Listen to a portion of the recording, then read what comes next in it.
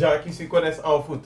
tey Sénégal Guinée ñu indi fii incha allah représentant ki nga xamante ne population guinéenne bi ñëpp am nañu représentant fii ci biir plateau bi il se nomme Macky moom laay njëkk a nuyu parce que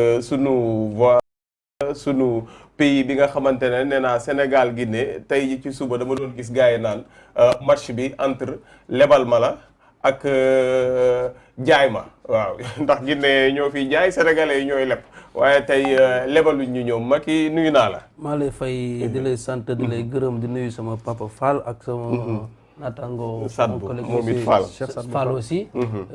Vraiment ma lay féliciter sur sa invitation. Parce que c'est un jour de travail. Mais lorsque la patrie appelle, il y a le fibre patriotique qui répond. C'est sûr. maa ngi nuyu Sénégalais ñi seetaan sa télé bi yëpp. ak en ligne ou en actualité.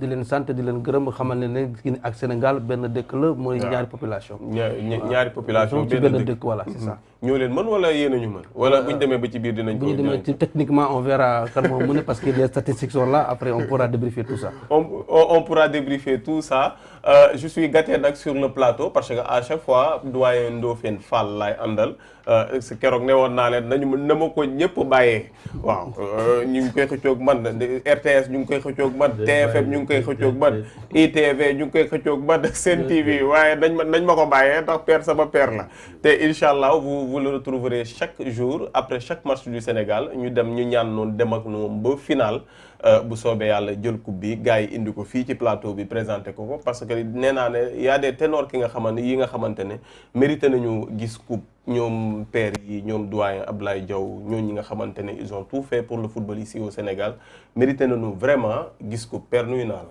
maa ngi lay fay. di la gërëm di sant di nuyu sama rakk yi samay doom sax sa njaboot ñoo xam ni ay spécialiste lañu ci loolu. parce que wax dëgg yàlla dëgg neex yàlla réew mi réyul am na ñoo xam ni bu ñuy yëngu ci journalisme danañ leen ràññee comme ni mu ko waxee Sénégal moom benn bopp la rek Sénégal ak Guinée dañuy wax sax ñaari réew la mais benn réew la parce que bëri na ay Sénégalais yoo xam ni seen rakk wala seen mag wala seen nijaay ba nga Guinée bëri na ay Guinéens yoo xam ni boo demee seen sœur wala seen leneen mi ngi Sénégal bala ngaa doon nag damaa jàpp ni ki la bëgg moo la sonal parce que depuis lors day am ñu may interpellé fi ma añee tey Terra Nostra xale yi dañoo dajaloo di laaj ñu ñuy def nangam et cetera d'ailleurs dama mujj woo directeur pour mu expliquer leen ma ni leen diggante Oumou Badara père da nga fi commencé am fan sa club Aram Fall fan sa club père Ndofène Fall fii lay ñëwee Philippe Diatta Angélique Mendy ak Mounas Diouf ñoom daal wax dëgg neex yàlla sonn nañ ci lool ba ne ma nu ñuy fexe bay suivre di seetaan Sénégal 7 donc ki la bëgg daal moo la sonn ki nga xam ne mi ngi sonn pour li ngay def mu bokk ci wax dëgg neex yàlla ñoom ñëpp ñun ñoo leen ameel njukkal dëgg la ñun ñëpp ñoo leen ameel njukkal te vraiment yaakaar naa ne père keroog la fi ñëw mais gis nañu amour wala sax cofeel bi gars yi di wane jëmale ko ci moom te vraiment rafetlu nanu ko gis nañu tamit tollé bi émission bi ñu njëkk a def am mu nekk match Sénégal ba le passé ñu ñaan rek yàlla jàppale nu ñu continuer ko nii keneen kii ñëw nag sama mbokk la sama xarit la sama mbokk journaliste la sama mbokk la it ci beneen côté Sadbou Fall bàyyu Dabaax Chéri Awa Touré noonu laa lay présenté noo def Cheikh Sadbou journaliste moom tamit jaar CESTI il se connaît très bien en sport moo tax ma indi ko fii tey ndax nee naa leen débat bi dama bëgg tey mu technique Sadbou nuyu naa la. merci beaucoup Vito maa ngi lay nuyu bu baax di nuyu ñi nga xamante ni ñoom laa seqal plateau bi. ki nga xamante ni mooy Macky Diallo di ko nuyu bu baax waaye itam di jiital ci nuyu bi ki nga xamante ni moom mooy sama papa. père Ndofène yàgg nañ ko seetaan. mais itam di nuyu les internautes de Sénégal 7. di la nuyu bu baax aussi ci invitation bi. di toog taaxirlu pour mën a waxtaan mën a débrief li nga xamante ni mooy match bi ñu amal tey diggante Sénégal ak Guinée. mbirum débrief bi moom teg naa ko sa loxo tey je vous rappelle aussi. les téléspectateurs bu dee bëgg ngeen a woote le numéro c'est 77 883 41 83 am nañu équipe bu nekk Cameroun dirigée par Lalia waa régie si vous voulez ngeen mën a fexe dugal Lalia ñu waxtaan ak moom xool qu'est-ce qui se passe ak situation bi nu mu demee foofu Cameroun incha allah père match Sénégal gi ne jeex na sa jàngat par rapport ak globalement. waaw jàngat bi mooy liñ ci waxoon rek mooy d'abord premier adversaire bi Covid la li ma jàpp mooy nañu fexe ba Covid bi na fa génn te bu fa génne bu mu fa duggati. parce que mënuñu à chaque fois ñu am approche su match rek ñu naan diw am na Covid diw am na Covid te Covid ñun ñëpp xam nañu ne. li koy joxe mooy liñ ñuy recommander lu nekk boo ca nekkee. da ngay seet ña ca am xam-xam. lañ la wax nga def ko. liñ la wax mooy takkal masque del raxasu gardel distanciation. loolu wax dëgg yàlla dëgg neex yàlla yomb na te li ma jàpp mooy. nañu waxante ak environnement bi ba ñu gën ko serré. ba nga xam ni bu fa mbas mi génnee bu mu fa duggati. loolu mooy première chose parce que mënuñu terminer suñu premier match am ñenn ñoo xam ne amoon nañ Covid ñuy góorgóorlu pour di leen jot benn par benn. ñu yeewu suba ñu ne am na yeneen ñaar tam yoo xam ne am nañ ko. parce que ñun suñu colonne vertébrale ñëpp ko xamoon. Mendy la.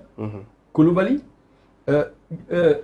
Gana Gueye plus Sadio Mané donc boo seetee ñu dem ba nga xam ni dañuy ñàkk bu ñu ñàkkee ñii tey ñeneen ñëw te sport collectif lañ nekk defe naa nag ci jàngat bi techniquement et tactiquement Aliou Cissé xamul njortul woon ni Kaba dana dem 3-5-2 parce que bu demee 3-5-2 nga ñëw opposé ko 4-4-2 mooy tu as 2 attaquants yoo xam ni ñetti défenseurs ñoo leen di marqué. donc ils sont en supériorité numérique derrière.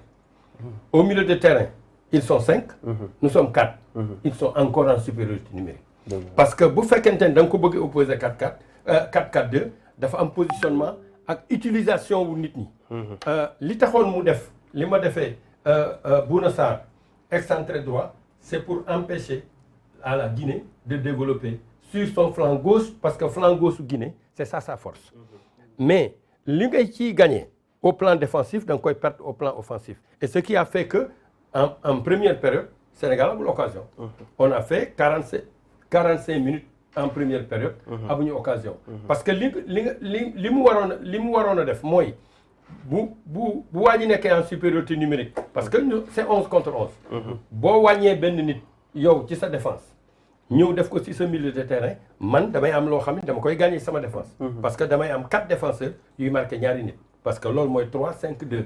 ñaari nit yi ñuy marqué soxlul ñu nekk fa 4. donc li nga ko mën a compenser mooy effectivement fi nga nekk en supériorité numérique soxla woo 4 personnes da ngay jël benn personne bi.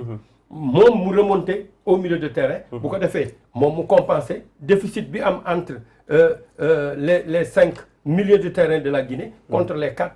milieu de terrain du Sénégal te ñun on a préféré li ma defe ne Aliou Cissé loolu la préféré première période bi mooy dafa def milieu de terrain boo xam ni milieu wu xeex la parce que kenn mënu ci jël en charge techniquement le milieu de terrain et en face ils avaient quand même Moriba qui est de la formation du Barcelone qui est allé à Leipzig et ils avaient aussi leur métronome en fait Naby Keïta donc prise en charge de technique au milieu de terrain c'est sûr et certain que milieu de terrain boobu di jël en charge au plan technique moom dafa étouffer sur milieu de terrain en première période. parce que le milieu de terrain n'a génnewul benn balle bu set aucune balle propre c'est-à-dire jël peut-être éliminer kii wala nga jox kii wala ñu dem à distance et cetera looloo tax ma defe ni en première mi-temps nous avons souffert de cela bala ñoo développer yeneen yi naa bàyyi sama rakk yi ñoom itam sa doom yi sa doom yi ñu sànni ci kàddu bu ko defee ñu échanger parce que li ma jàpp mooy bu ñu jëloon but tey échange lay doon échange bu ñu jëloon but première période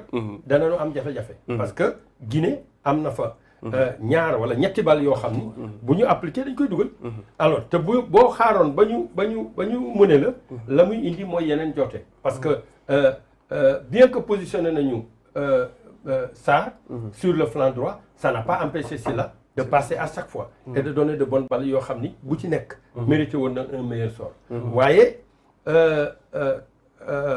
la ma wax mooy jàppoon naa ni Aliou da prévoirul nii Kaba day ñëw en 3-5-2 moo tax mu ñëw en 4-4-2 mais y a une possibilité comme ni mu ko doon waxee sànq ci off mooy